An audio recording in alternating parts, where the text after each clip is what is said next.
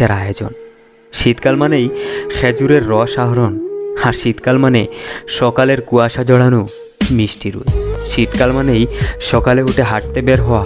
শীতকাল মানেই বিয়ের ধুম লেগে যাওয়া। শীতকাল মানেই রাতে কনফিউশনে পেরিয়ে যায় যে লেপের লম্বা দিক কোনটা আর চওড়া দিক কোনটা।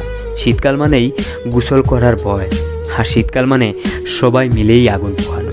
শীতকাল মানেই ব্যাডমিন্টন খেলার শুরু। শীতকাল মানে ওয়াজ মাহফিলের শুরু। শীতকাল মানেই বন্ধুত্বের সেই আড্ডা। শীতকাল মানেই হেলে খেলে কিছুদিন চলা।